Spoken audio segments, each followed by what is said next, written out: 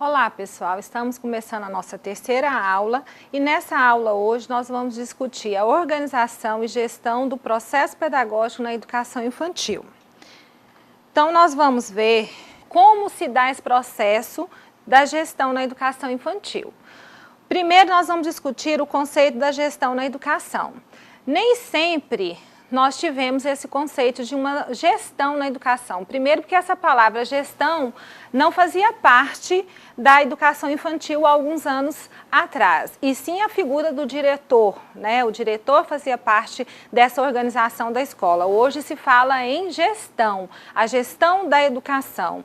Então, a figura não é mais o diretor, e sim o gestor. Por quê, gente? Porque hoje se pensa numa educação, numa gestão democrática. Então, a gente não pode mais usar essa palavra. Então, o gestor da escola, ele vai fazer todo esse papel de levar a gestão de forma democrática daquele espaço que ele está organizando, daquele espaço que ele está sendo gestor. Nós vamos ver também que há uma distância do discurso sobre a gestão democrática e a prática da gestão democrática na educação. Então, fala-se muito na gestão democrática, mas a prática dessa gestão nem sempre acontece da melhor forma possível, da forma que precisaria acontecer, né? Vocês devem perceber em muitas realidades que vocês vivenciam que a gestão democrática está longe daquilo que vocês vivenciam no dia a dia. Por isso, nós vamos ver um pouquinho sobre essa gestão democrática. A gestão democrática é a que melhor se adequa ao atual contexto escolar. Por quê, gente? Porque a gente vive hoje no mundo contemporâneo. Então, hoje não se fala mais numa escola onde só o gestor pensa, mas toda a comunidade escolar pensa naquela educação. Então, essa gestão democrática é a que vai atender às necessidades do nosso mundo hoje, da nossa sociedade hoje. O gestor escolar tem como função principal resgatar e colocar em prática a democracia como direito. Então, a primeira função desse gestor é fazer com que a democracia seja realmente efetivada no espaço que ele está gerindo, naquele espaço que ele está organizando, que ele está fazendo parte daquela gestão. E nessa gestão democrática, vocês vão ver que a participação da comunidade escolar e da sociedade civil é muito importante. Se não tiver a participação da comunidade e da sociedade civil, gente, não há uma gestão democrática. Então, para que haja isso, é necessária a participação dos dois, da comunidade escolar e da sociedade civil, que é toda a comunidade em volta da escola, que é a sociedade, que é os pais, que são todas as outras pessoas. Uma gestão democrática não se faz somente pelo gestor, mas por todos os atores envolvidos no processo. Gestor, que hoje a gente fala que antes era a figura do diretor, coordenação pedagógica, professores, funcionários administrativos e auxiliares pedagógicos. Então, toda essa gestão, ela é composta por essas pessoas, por esses atores que formam essa gestão democrática. Para entender um pouquinho mais sobre isso, vocês vão assistir agora um filme que vai falar para vocês sobre a importância da gestão democrática para as escolas. Hoje o gestor precisa conhecer e precisa atuar como um gestor mais vinculado aos processos, aos conselhos, aos colegiados. Eu digo que na minha vivência, em tudo que eu já estudei, o que eu vivenciei, a gestão democrática ela não é ainda uma realidade total no nosso país. Por mais que ela esteja legalmente proposta, a LDB propõe isso, a maioria dos municípios e estados tem isso como um dos princípios, né, uma das políticas, mas isso não é uma grande realidade. Então hoje nós temos ainda profissionais que estão entrando na gestão democrática, podemos dizer uns pseudos democráticos, outros que ainda não entenderam isso e ainda têm uma visão mais da administração do que da gestão, e muitos que estão realmente atuando como gestores democráticos. Então, eu vejo que nós temos uma gestão democrática total, mediana e quase nada.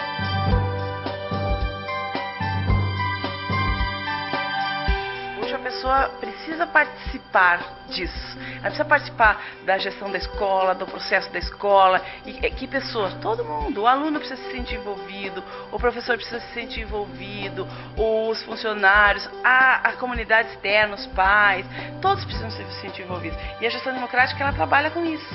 Eu gosto de citar uma frase do Benno Sander, que ele diz que hoje o gestor, ele é muito menos administrador e muito mais governante.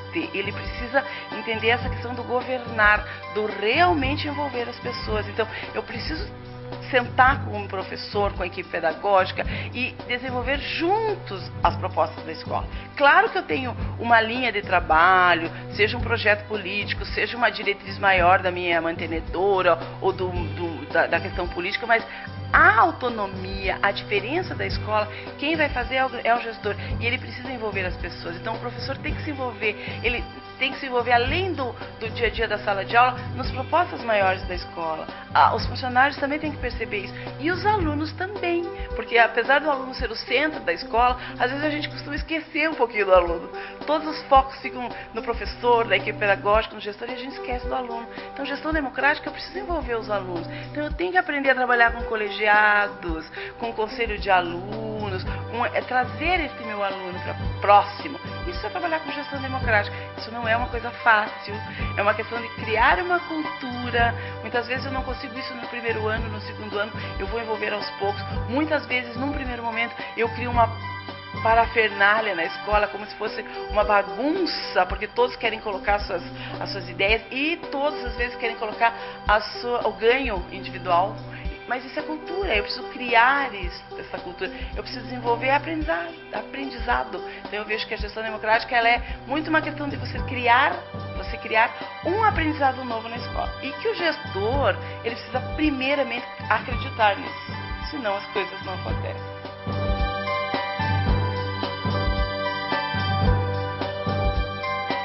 Primeiro passo, o diretor precisa participar do cotidiano da escola, da questão pedagógica, da questão administrativa. Claro, aí nós buscarmos aí o cotidiano da escola, é muita coisa, ele é muito vivo e às vezes o diretor não consegue se envolver com tudo. Aí vem a equipe, aí vem o descentralizar, aí vem o encaminhar para a sua equipe de respaldo, mas ele precisa estar envolvido, sim. Por isso que trabalhar com gestão não é uma coisa fácil. Exige da pessoa um envolvimento. Então eu acho que o primeiro passo é isso.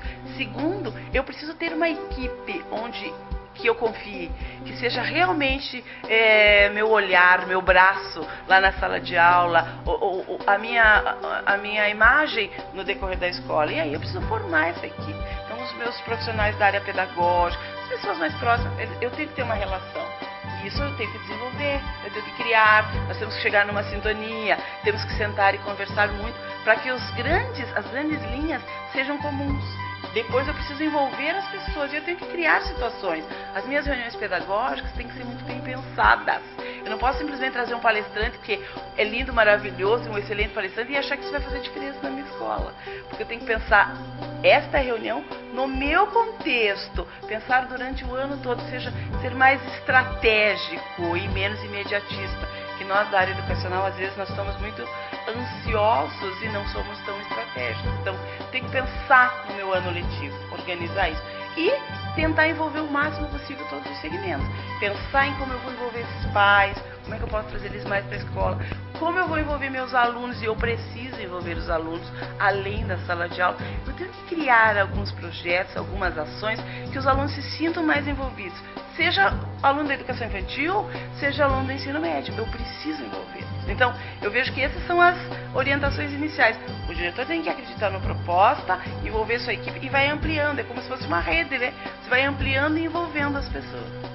Bom, vocês perceberam aí com o vídeo o quanto é importante essa gestão democrática e que todas as pessoas devem estar envolvidas e que esse gestor tem que estar muito atento, tem que estar escutando, tem que estar dialogando com todos os atores envolvidos. Então é muito importante que o gestor tenha esse olhar voltado e é ele que vai trazer essa realidade de democracia para dentro da escola.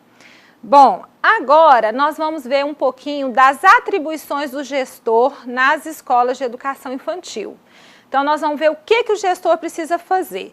Compete ao gestor proporcionar às crianças condições para as aprendizagens que ocorrem nas brincadeiras e aquelas oriundas de situações pedagógicas intencionais ou aprendizagens orientadas pelos adultos.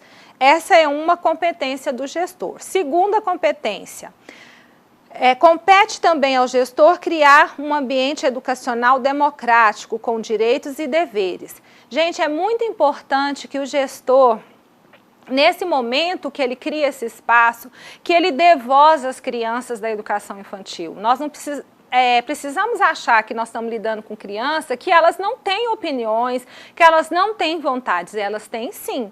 Só que essas vontades têm que ser organizadas, porque eu também não posso deixar o espaço ser gerido pelas crianças, pelas vontades que elas têm. Mas aí como eu organizo isso? Como que eu faço a criança perceber que ela tem direitos e deveres? Então a gente organiza nas salas de aula, né, os combinados, as regras, e aí toda a escola participa dessa criação. Esse é um bom exemplo para que aquele ambiente escolar seja democrático, onde os professores também vão ouvir o que pode fazer parte da rotina da escola. Compete ao gestor escolar conduzir o seu trabalho de modo a favorecer a inclusão de metodologias de trabalho pelos professores, de modo que estes respeitem em suas salas de aula o ritmo de aprendizado e de desenvolvimento de cada estudante. Então, olha só, é muito importante que o gestor também esteja dentro da organização do espaço da escola, atento a isso. O professor e o gestor não podem querer que todas as salas se desenvolvam ao mesmo tempo, no mesmo ritmo e da mesma forma, porque dentro daquela sala eu tenho várias realidades, eu tenho várias culturas, várias educações de famílias, e aí tudo isso tem que ser levado em consideração. Compete também ao gestor a organização e o planejamento para a formação continuada dos professores. Então, o gestor, ele tem que estar também atento a essa formação. Por mais que o professor já seja formado em nível superior, tenha o seu curso de formação, ele precisa estar constantemente em estudo, em pesquisa. E a escola tem que ter esse espaço de estudo e de pesquisa, que é a chamada formação continuada. Então, o gestor tem que planejar e tem que organizar em seus momentos de reuniões na escola esse espaço para essa formação. Bom, dentro da escola nós temos a figura do gestor, mas temos também a figura do coordenador pedagógico. E agora nós vamos discutir as atribuições do coordenador pedagógico nas escolas de educação infantil. A primeira contribuição, ele vai contribuir para o crescimento do grupo. Como que esse coordenador vai fazer isso, pessoal? Ele vai organizar no espaço dele, nas reuniões, momento em que ele possa estimular o seu professor a crescer sempre. Isso se faz muito na formação continuada. Outra atribuição do coordenador, dinamizar as participações nos colegiados das escolas, exercendo nesses locais uma função articuladora, formadora e transformadora. Então, as pessoas que trabalham numa escola têm que fazer parte desses colegiados. O que são esses colegiados? É o conselho de classe, né? Educação infantil tem sim que ter um conselho de classe, onde vai ser abordados vários assuntos ligados a cada sala de aula. E aí outros colegiados, né? O conselho tutelar das crianças, né? Vários espaços onde os professores podem estar atuando para estar colhendo informações e levando também informações do seu trabalho para esses ambientes onde as discussões vão trazer, com certeza, avanços para a educação infantil. Outra atribuição do coordenador é mediar os processos que viabilizem a construção da autoridade legítima e a formação de valores. Outra, incentivar o potencial criativo dos professores na busca de soluções menos padronizadas. Então, olha só, o professor, o coordenador, eles não podem ter a ideia de que cada sala de aula vai seguir aquele mesmo ritmo, aquele padrão. Não, cada sala de aula vai ter o seu ritmo e cada professor deve buscar crescer e levar soluções para os problemas que tem na sala de aula. O problema da minha sala de aula, muitas vezes, não é o problema da sala de aula que tem ao meu lado, né? Então, a gente tem que buscar soluções diferenciadas. O coordenador tem que mediar situações de conflito que, numa escola democrática, sempre existirão e favorecer o crescimento intelectual, afetivo e ético dos educadores e alunos. Ele tem que também confrontar os diversos pontos de vista na escola e as concepções presentes, propiciando a abertura para o diálogo. Olha só, duas atribuições muito importantes para o coordenador. Primeiro, mediar conflito. Não existe uma escola sem conflito, sempre vai haver conflito. Mas o coordenador está ali para mediar esse conflito da melhor forma possível. A outra atribuição que fala sobre confrontar os diversos pontos de vista. Nós temos vários pontos de vista de determinado conceito, conhecimento, e isso deve ser dialogado na sua comunidade escolar. E quem media esse espaço de discussão é o coordenador. E por último, responsabilizar-se pela formação continuada voltada aos aspectos políticos, profissionais do exercício do docente. Então, o coordenador, juntamente com o gestor, como eu já havia dito, os dois têm essa função de organizar, de viabilizar esse espaço para a formação. E essa formação tem que ter os aspectos ligados aos aspectos políticos e aos profissionais, né? Então, não é só fechadinho também no mundinho da escola, há temas relacionados à escola. Ele precisa entender sobre as leis, sobre a LDB, ele precisa entender sobre o direito da criança, o estatuto da criança e do adolescente, e tudo isso são momentos que podem trazer vários conhecimentos e discussões dentro da sala de aula. Foi um prazer estar com vocês hoje e logo mais a gente se encontra na próxima aula.